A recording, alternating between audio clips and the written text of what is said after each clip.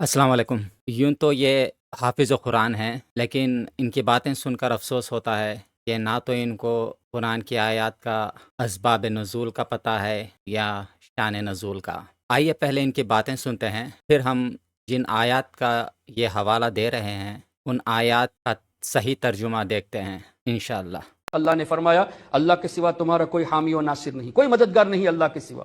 We have to accept.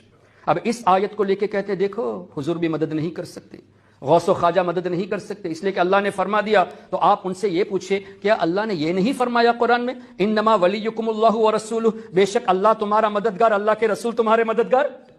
اب اس آیت کے بارے میں کیا کہو گے؟ اور اگلا حصہ والذین یقیمون الصلاۃ ویؤتون الزکاۃ وہم راکعون، اللہ کے نیک بندے بھی مددگار ہیں۔ پھر فإن اللہ هو مولا۔ یہ جو پہلی آیت کا انہوں نے حوالہ دیا وہ سورہ المائدہ کی آیت 55 ہے۔ اصل میں یہاں پر لکھا ہے انما ولیکم، ولیکم اس کا مطلب دوست ہے نہ کہ مددگار۔ تو اصل ترجمہ کچھ یوں ہے، مسلمانوں تمہارا دوست خود اللہ ہے اور اس کا رسول ہے اور ایمان والے ہیں جو نمازوں کی پابندی کرتے ہیں اور زکوٰۃ ادا کرتے ہیں اور وہ رکوع و خضوع کرنے والے ہیں۔ دیکھیں آیت نمبر 56 میں اللہ تعالیٰ فرماتا ہے اور جو شخص اللہ تعالیٰ سے اور اس کے رسول سے اور مسلمانوں سے دوستی کرے وہ یقین مانے کہ اللہ تعالیٰ کی جماعت ہی غالب رہے گی۔ مسلمانوں ان لوگوں کو دوست نہ بناؤ جو تمہارے دین کو ہنسی کھیل بنائے ہوئے ہیں، وہ ان میں سے ہوں جو تم سے پہلے کتاب دیے گئے یا کفار ہوں۔ اگر تم مومن ہو تو اللہ تعالیٰ سے ڈرتے رہو۔ اللہ تعالیٰ مومنوں کو اس بات کی ترغیب دے رہا ہے کہ تم یہود و نصارہ کو دوست نہ بناؤ بلکہ مومنوں کو بناؤ۔ تو آپ کی سمجھ میں آ گیا ہوگا کہ جو آیت ہے اس کے اسباب کیا ہیں۔ چلیے پھر آگے دیکھتے ہیں کہ کیا کہہ رہے ہیں۔ جبریل وصالح المؤمنین والملائکۃ بعد ذلک ظہیر، جبریل علیہ السلام مددگار ہیں، نیک مسلمان صالح المؤمنین مددگار ہیں، فرشتے مددگار ہیں، اللہ ہی نے تو فرمایا۔ اب کیا پتہ چلا؟ ہم اہل سنت والجماعت تمام آیتوں پر ایمان رکھتے ہیں، ہم یہودیوں کی طرح نہیں ہیں۔ افتؤمنون ببعض الکتاب وتکفرون ببعض، کہ بعض آیتوں پر ایمان رکھے اور بعض کو جھٹلا دے، جیسے آج کل کے وہابی نجدی فالوورز کرتے ہیں۔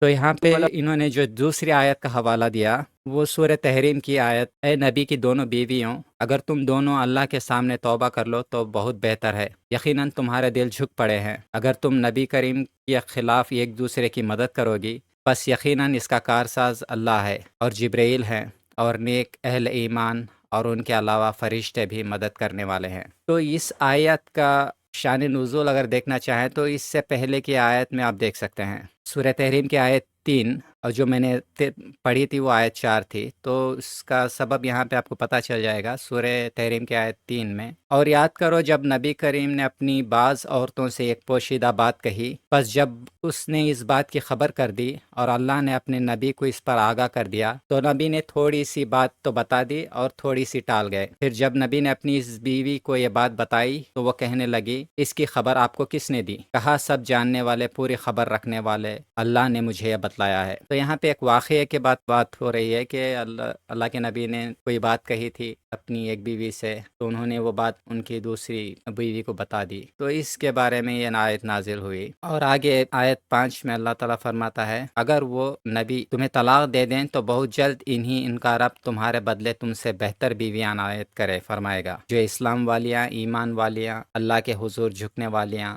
توبہ کرنے والیاں، عبادت بجا لانے والیاں، روزے رکھنے والیاں ہوں گی، بیوہ اور کنواریاں۔ اس میں اللہ تعالیٰ نبی کی بیویوں سے مخاطب ہے اور کہہ رہا ہے کہ نبی کے مددگار جبرائیل ہیں اور دوسرے فرشتے ہیں اور صالح مومنین بھی ان کے مدد پر ہیں۔ یہاں پہ اللہ تعالیٰ نبی کی بیویوں سے مخاطب ہے نہ کہ سب مسلمانوں سے۔ تو پہلی آیت کا جو انہوں نے جو حوالہ دیا تھا اس میں مددگار لفظ نہیں ہے، وہاں پہ اللہ تعالیٰ نے دوست کہا ہے، اور دوسری آیت کا جو انہوں نے حوالہ دیا تھا اس میں اللہ تعالیٰ نبی کی بیویوں سے مخاطب ہے، اور جو مددگار کی بات کر رہا ہے وہ نبی کے مددگار، اللہ نبی کا مددگار ہے، جبرائیل نبی کے مددگار ہیں اور صالح مومنین نبی کے مددگار ہیں۔ آخر میں انہوں نے کہا تھا کہ ہم یہودیوں کی طرح نہیں ہیں کہ بعض آیات کو مان لیں اور بعض آیات کا انکار کر دیں لیکن آپ کہتے تو ہیں لیکن آپ کرتے اس کے خلاف ہیں۔ مطلب جن آیات میں اللہ تعالیٰ جو صاف شفاف اور سیدھی آیات ہے، جس میں اللہ تعالیٰ نے کئی دفعہ ارشاد فرمایا ہے کہ مومنوں، اللہ کے سوا نہ کوئی تمہارا مددگار ہے اور نہ دوست، تو ان آیاتوں کو تو آپ